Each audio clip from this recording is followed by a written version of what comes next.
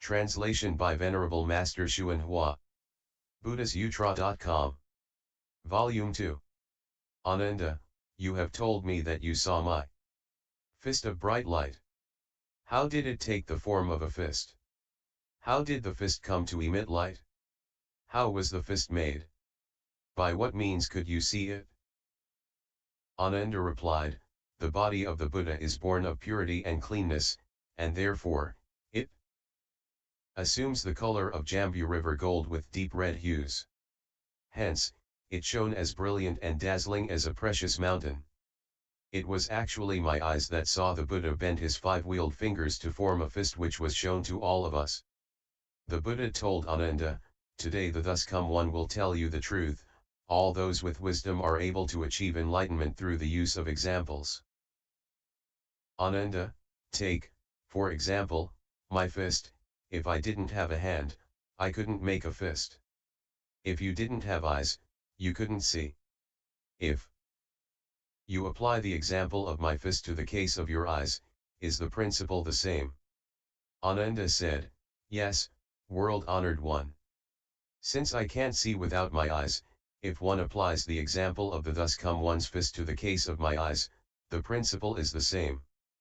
The Buddha said to Ananda, you say it is the same, but that is not right. Why?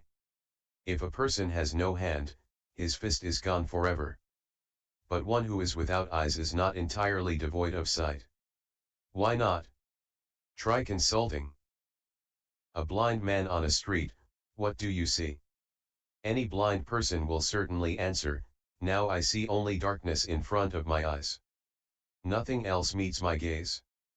The meaning is apparent, if he sees dark in front of him, how could his sight be considered lost? Ananda said, the only thing blind people see in front of their eyes is darkness. How can that be called seeing? The Buddha said to Ananda, is there any difference between the darkness seen by blind people, who do not have the use of their eyes, and the darkness seen by someone who has the use of his eyes when he is in a dark room?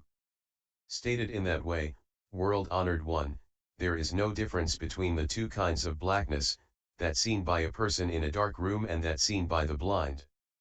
Ananda, if the person without the use of his eyes who sees only darkness were suddenly to regain his sight and see all kinds of forms, and you say it is his eyes which see, then when a person in a dark room who sees only darkness suddenly sees all kinds of forms because a lamp is lit, you should say it is the lamp which sees. If the lamp did the seeing, it would be endowed with sight. But then we would not call it a lamp anymore. Besides, if the lamp were to do the seeing, what would that have to do with you? Therefore you should know that while the lamp can reveal forms, the eyes, not the lamp, do the seeing. And while the eyes can reveal forms, the seeing nature comes from the mind, not the eyes. Although Ananda and everyone in the great assembly had heard what was said, their minds had not yet understood, and so they remained silent. Hoping to hear more of the gentle sounds of the thus come one's teaching, they put their palms together, purified their minds, and stood waiting for the thus come one's compassionate instruction. Then the world-honored one extended his bright hand that is as soft as tula cotton, opened his five-webbed fingers, and told Ananda and the great assembly, when I first accomplished the way I went to the deer park, and for the sake of Ajahn Kondanya and all five of the bhikshus, as well as for you of the fourfold assembly, I said, it is because beings are impeded by transitory defilements and afflictions that they do not realize Bodhi or become arhats. At that time, what caused you who have now realized the various fruitions of sagehood to become enlightened? Then Ajahn Kondanya arose and said to the Buddha, of the elders now present in the great assembly, only I received the name understanding because I was enlightened to the meaning of transitory defilements and realized the fruition. World-honored one, the analogy can be made of a traveler who stops as a guest at a roadside inn, perhaps for the night or perhaps for a meal. When he has finished lodging there or when the meal is finished, he packs his baggage and sets out again. He does not remain there at his leisure. The host himself, however, does not leave. Considering it this way, the one who does not remain is called the guest, and the one who does remain is called the host. The transitory guest, then, is the one who does not remain. Again, the analogy can be made to how when the sun rises resplendent on a clear morning, its golden rays stream into a house through a crack to reveal particles of dust in the air. The dust dances in the rays of light, but the empty space is unmoving. Considering it is that way, what is clear and still is called space, and what moves is called dust. The defiling dust, then, is that which moves. The Buddha said, "So it is." Then in the midst of the great assembly the thus come one bent his 5 webbed fingers. After bending them, he opened them again. After he opened them, he bent them again, and he asked Ananda, "What do you see now?" Ananda said, "I see the thus come one's hand opening and closing in the midst of the assembly, revealing his 100 jeweled wheeled palms." The Buddha said to Ananda, "You see my hand open and close in the assembly. Is it my hand that opens and closes, or is it your seeing that opens and closes?" Ananda said, "The world-honored one's jeweled hand opened and closed in the assembly. I saw the thus come one's hand itself open and close while my seeing nature neither opened nor closed." The Buddha said, "What moved and what was still?" Ananda said, "The Buddha's hand did not remain at rest. And since my seeing nature is beyond even stillness, how could it not be at rest?" The Buddha said, "So it is." Then from his wheeled palm the thus come one sent a gem-like ray of light flying to Ananda's right. Ananda immediately turned his head and glanced to the right. The Buddha then sent another ray of light to Ananda's left. Ananda again turned his head and glanced to the left. The Buddha said to Ananda, "Why did your head move just now?" Ananda said, "I saw the thus come one emit a wonderful gem-like light which flashed by my left and right, and so I looked left and right. My head moved by itself." Ananda, when you glanced at the Buddha's light and moved your head left and right, was it your head that moved or your seeing that moved? World-honored one, my head moved of itself. Since my seeing nature is beyond even cessation, how could it move? The Buddha said, "So it is." Then the thus come one told everyone in the assembly, normally beings would say that the defiling dust moves and that the transitory guest does not remain. You have observed that it was Ananda's head moved, yet his seeing did not move. You also have observed my hand open and close, yet your seeing did not stretch or bend. Why do you continue to rely on your physical bodies which move and on the external environment which also moves?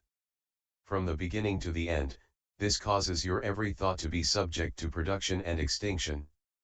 You have lost your true nature and conduct yourselves in upside-down ways. Having lost your true nature and mind, you take objects to be yourself. And so you cling to revolving on the wheel of rebirth. When Ananda and the great assembly heard the Buddha's instructions, they became peaceful and composed both in body and mind. They recollected that since time without beginning, they had strayed from their fundamental true mind by mistakenly taking the shadows of the differentiations of conditioned defilements to be real. Now on this day as they awakened, they were each like a lost infant who suddenly finds its beloved mother. They put their palms together to make obeisance to the Buddha. They wished to hear the thus come one enlighten them to the dual nature of body and mind, of what is false, of what is true, of what is empty and what is existent, and of what is subject to production and extinction and what transcends production and extinction. Then King Prasenajit rose and said to the Buddha, "In the past, when I had not yet received the teachings of the Buddha, I met Katyayana and Varatiputra, both of whom said that this body ends at death, and that this is nirvana. Now, although I have met the Buddha, I still wonder about that. How can I go about realizing the mind at the level of no production and no extinction?" Now all in this great assembly who still have outflows also wish to be instructed on this subject. The Buddha said to the great king, "Let's talk about your body as it is right now. Now I ask you, will your physical body be like Vajra, indestructible and living forever? Or will it change and go bad? World-honored one, this body of mine will keep changing until it eventually perishes. The Buddha said, Great King, you have not yet perished. How do you know you will perish? World-honored one, although my impermanent, changing, and decaying body has not yet become extinct, I observe it now, as every passing thought fades away. Each new one fails to remain, but is gradually extinguished like fire, turning wood to ashes. This ceaseless extinguishing convinces me that this body will eventually completely perish. The Buddha said, so it is. Great King, at your present age you are already old and declining. How does your appearance and complexion compare to when you were a youth? World-honored one, in the past when I was young my skin was moist and shining. When I reached the prime of life, my blood and breath were full. But now in my declining years, as I race into old age, my form is withered and wizened and my spirit dull. My hair is white and my face is wrinkled and not much time remains for me. How could one possibly compare me now with the way I was when in my prime? The Buddha said, Great King, your appearance should not decline so suddenly. The king said, World-honored one, the change has been a hidden transformation of which I honestly have not been aware. I have come to this gradually through the passing of winters and summers. How did it happen? In my 20s, I was still young, but my features had aged since the time I was 10. My 30s were a further decline from my 20s, and now at 62 I look back at my 50s as hale and hearty.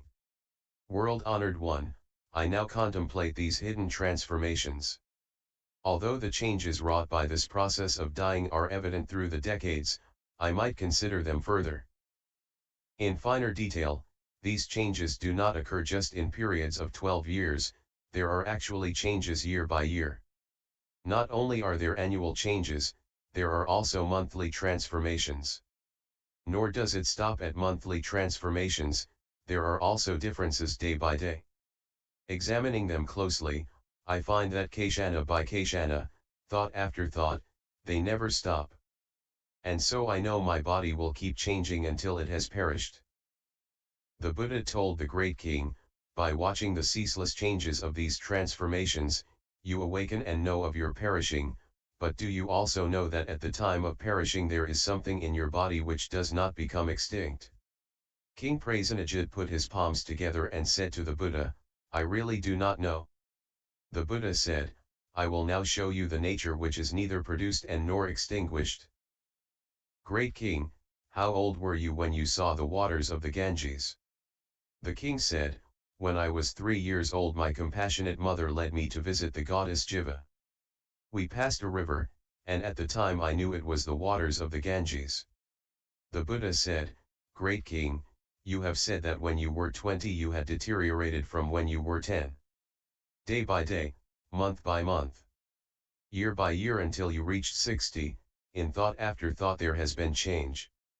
Yet when you saw the Ganges river at the age of 3, how was it different from when you were 13? The king said, it was no different from when I was 3, and even now when I am 62 it is still no different. The Buddha said, now you are mournful that your hair is white and your face wrinkled. In the same way that your face is definitely more wrinkled than it was in your youth, has the seeing with which you look at the Ganges aged, so that it is old now but was young when you looked at the river as a child in the past. The king said, no, world-honored one. The Buddha said, Great King, your face is wrinkled, but the essential nature of your seeing will never wrinkle. What wrinkles is subject to change. What does not wrinkle does not change.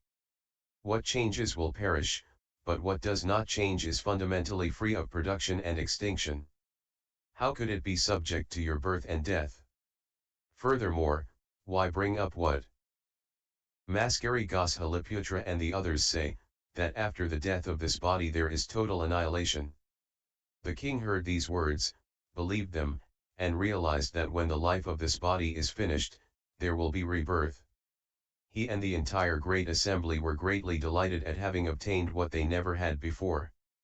Ananda then arose from this seat, made obeisance to the Buddha, put his palms together, knelt on both knees, and said to the Buddha, "World-honored one, if this seeing and hearing are indeed neither produced nor extinguished, why did the world-honored one refer to us people as having lost our true natures and as going about things in an upside-down way? I hope the world-honored one will give rise to great compassion and wash my dust and defilement away." Then the thus come one let his golden-colored arm fall so his webbed fingers pointed downward, and demonstrating this to Ananda, said, "You see the position of my hand, is it right side up or upside down?" Ananda said, "Being in the world take it to be upside down. I myself do."